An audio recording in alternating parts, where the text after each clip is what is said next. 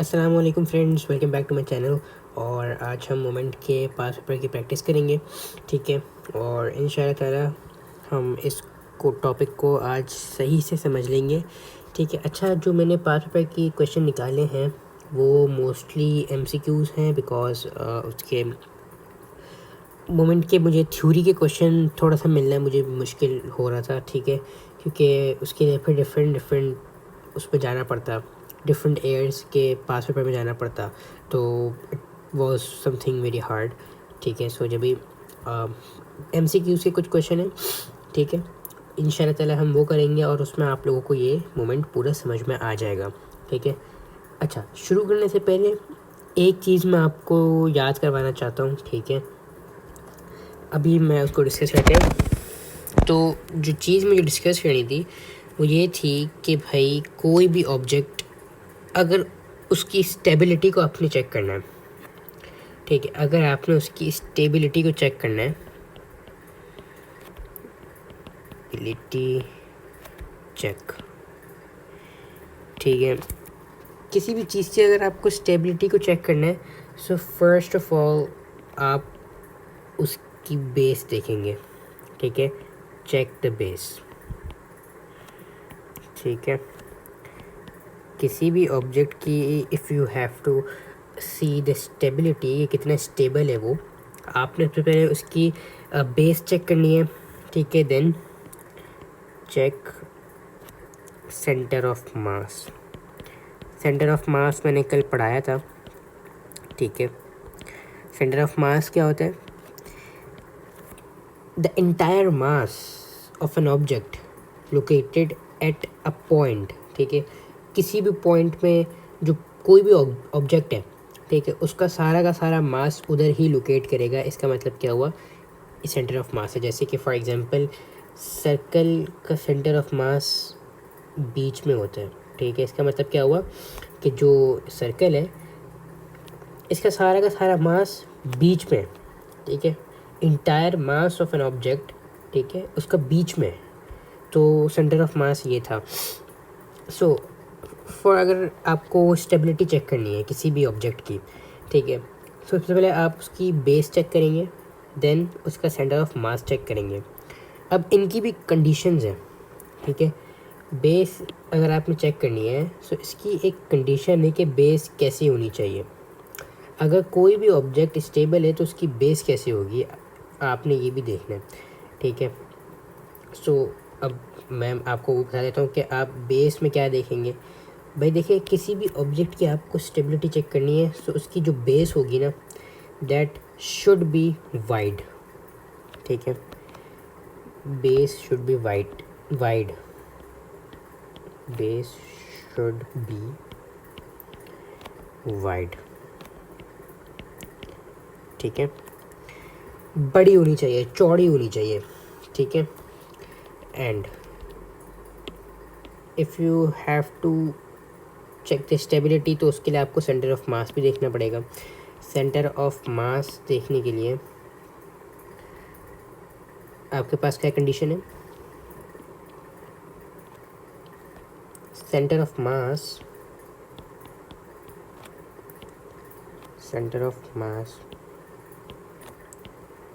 Should be low से मुराद नीचे की तरफ होनी चाहिए, ठीक है। अब फॉर एग्जांपल कोई एक पॉट है, ठीक है, कोई एक पॉट है, ठीक है, मैं इसकी ड्राइंग बना देता हूँ, अल्लाह करे अच्छी बन जाए। कोई भी एक पॉट है, ठीक है। अब आपको उसकी स्टेबिलिटी को चेक करना है, ठीक है। सबसे पहले आप उसका सेंटर ऑफ मास देखें। अगर तो उसका सेंटर ऑफ मास ये बीच नीचे की तरफ है, ठीक है, और उसकी जो बेस है दैट इज़ ऑल्सो मतलब फाइन, ठीक है। सो इसका मतलब क्या हुआ कि ये स्टेबल है, इट इज़ स्टेबल। इसका भी मैंने एक क्वेश्चन निकाला है, ठीक है। सो जब इंशाल्लाह ताला वो करूँगा तो आप लोगों को समझ में आ जाएगा अच्छी तरीके से, ठीक है। इसकी बेस भी सही है, चौड़ी है, मतलब कि जो बेस लाइन है उस पर फिक्स है, ठीक है, और जो उसका सेंटर ऑफ मास है वो नीचे की तरफ है। इसका मतलब क्या हुआ कि ये स्टेबल है, इट इज़ स्टेबल, ठीक है। जिन जिन लोगों को समझ में नहीं आया, ठीक है, टेंशन नहीं लेनी, इसका मैंने क्वेश्चन निकाला, फिर मैं अभी वो करवाऊँगा ना तो आप लोगों को समझ में आ जाएगा, ठीक है। सो अब हम क्वेश्चंस की तरफ बढ़ते हैं। जी, तो सामने एक क्वेश्चन है, ठीक है, ये स्टेबिलिटी का ही है। 4 table lamps are shown along with the position M of the centre of mass in each case, which lamp is the most stable. ठीक है, अब यहाँ पे आपके पास 4 लैम्प्स हैं, ठीक है, टेबल लैम्प, एंड जो उसका सेंटर ऑफ मास आपको बता दिया गया है, ठीक है। अब ये पूछ रहे कि कौन सा लैम्प है जो ज़्यादा स्टेबल है, ठीक है। तो मैंने स्टेबल के लिए आप लोगों को 2 कंडीशंस बताई थी, ठीक है। वो कंडीशंस क्या थी? लो सेंटर ऑफ मास, ठीक है, low centre of mass and wide base, ठीक है, वाइड बेस। सो यहाँ पे देखें, अगर हम ए वाले को देखें तो इसका जो सेंटर ऑफ मास है वो थोड़ा सा नीचे की तरफ है, और जो इसकी बेस है ये भी वाइड है, ठीक है। जबकि बी वाले की देखें तो इसका सेंटर ऑफ मास तो ऊपर है, और इसकी जो बेस है वो भी अच्छी खासी चौड़ी नहीं है, ठीक है, एज़ कम्पेयर टू ए, ठीक है। सिमिलरली सी को देखेंगे तो सी का जो सेंटर ऑफ मास है वो भी बहुत ऊपर है, ठीक है, और इसकी बेस भी कोई इतनी चौड़ी नहीं है, ठीक है। सो बी एंड सी ये दोनों तो कैंसिल हो गए, बचा डी, ठीक है। अब ए और डी में ज़्यादा फ़र्क नहीं है, एक चीज़ का फ़र्क है, that is centre of mass. A का सेंटर ऑफ मास नीचे, डी का ऊपर है, ठीक है। अब स्टेबल होने के लिए जो सेंटर ऑफ मास होना चाहिए दैट शुड बी लो, नीचे की तरफ होना चाहिए, और उसकी बेस जो होनी चाहिए वो वाइड होनी चाहिए। दोनों की बेसिस तो वाइड है, ठीक है, but the thing is centre of मास एक का ऊपर है और एक का नीचे है। सो जिसका नीचे जो कि ए है वो आपका आंसर करेक्ट है, ठीक है। तो उसका आंसर ए है, सही है, समझ में आ गया होगा आप लोगों को, ठीक है। किसी भी ऑब्जेक्ट की अगर आपने स्टेबिलिटी को चेक करनी है, उसका सेंटर ऑफ मास देखना है कि वो लो है कि नहीं है, और आपने उसकी बेस देखनी है, ठीक है, कि वो उसकी बेस वाइड है कि नहीं है। वैसे अगर देखा जाए तो ए और डी इनकी अगर हम बेसिस पे गौर करें तो ए वाले की डी वाले से एज़ कम्पेयर ज़्यादा चौड़ी है। अगर आप लोग थोड़ा गौर करें डी और ए पे, तो ए की वाले की वाइड बेस है, जबकि डी वाले की थोड़ी सी कम है। सो पेपर में आपने इतनी छोटी छोटी डिटेल्स का भी ध्यान रखना होता है, ठीक है। सो आई होप आप लोगों को समझ में आ गया। अब हम बढ़ते हैं जो कैलकुलेशन वाले क्वेश्चन हैं उसकी तरफ। जी, तो सामने एक क्वेश्चन है, a uniform horizontal beam pivoted at its right hand and is in equilibrium, ठीक है। इक्विलिब्रियम का मतलब मैंने कल बताया था, बैलेंस, ठीक है। A force of 60 Newton acts vertically upward on the beam as shown, ठीक है जी, कोई मसला नहीं है। तो अब ये पूछ रहे हैं what is the weight of the beam. अच्छा, अब इक्विलिब्रियम है, इसका मतलब क्या हुआ, sum of anti clockwise is equals to sum of clockwise moment, ठीक है। मतलब कि m1 is equals to m2, ये हो गया क्लॉकवाइज और ये हो गया एंटी, ठीक है। m2 जो है वो एंटी है, m1 is equals to clockwise, ठीक है। सो m1 is equals to m2, इसका मतलब क्या हुआ, 60 मल्टीप्लाई बाय 20, नहीं सॉरी 30 मल्टीप्लाई बाय w, आपको वेट मालूम करना है, ठीक है। 60 मल्टीप्लाई बाय 20, ठीक है।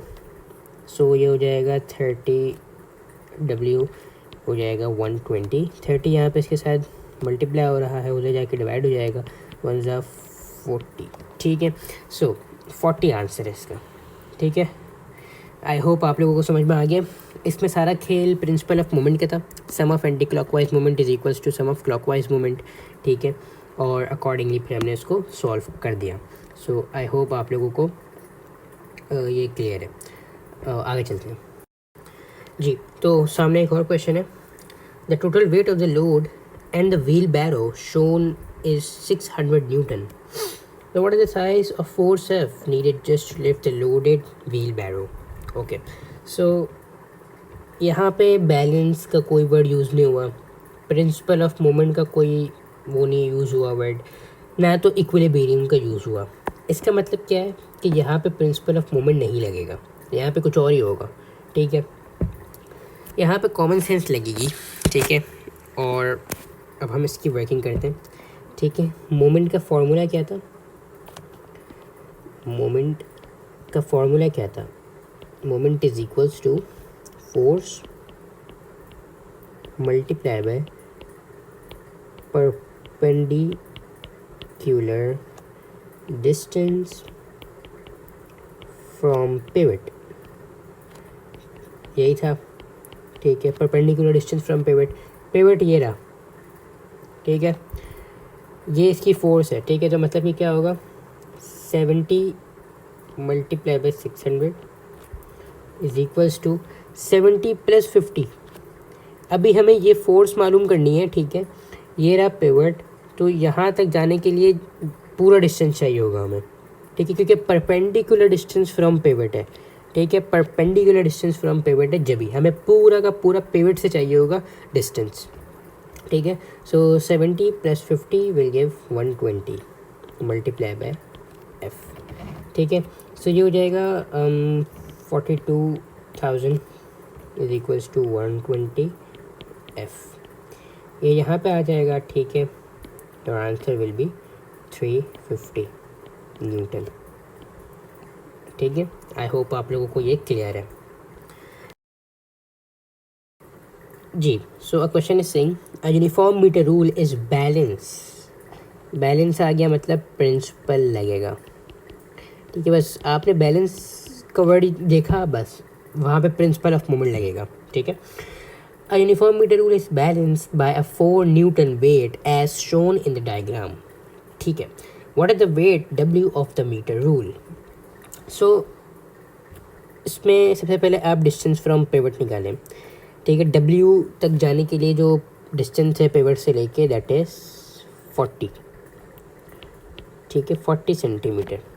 क्यों? क्योंकि देखिए 0 से यहाँ तक आ रहा है, इसका मतलब 10। ठीक है, तो ये 10 से जब 50 तक जाएगा तो obviously 50 minus 10 will give 40।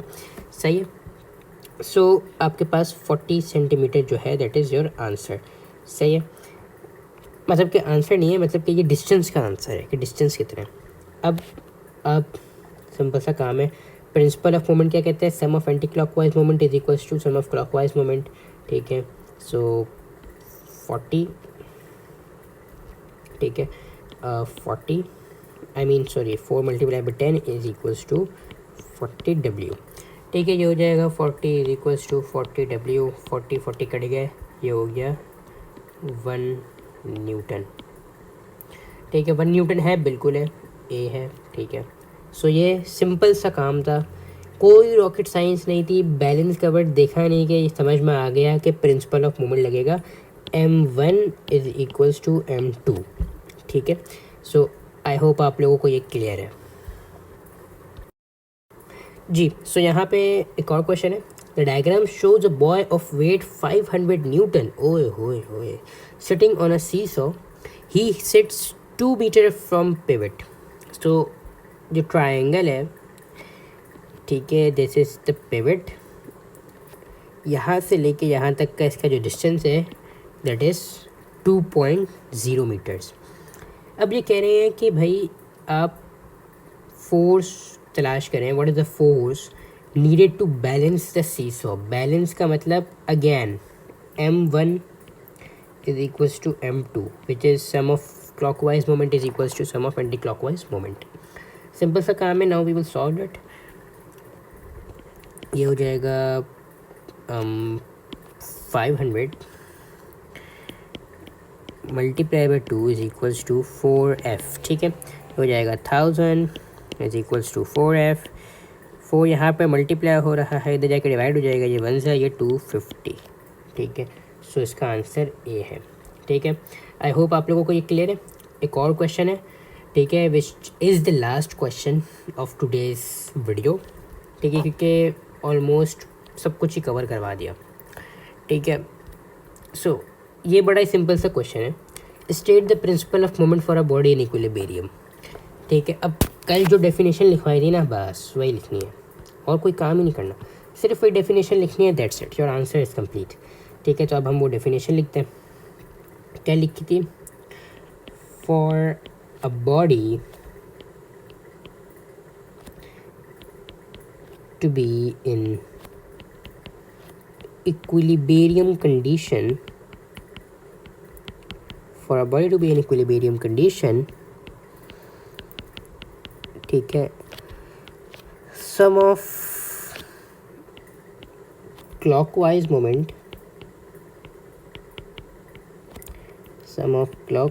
moment is equals to sum of anti-clockwise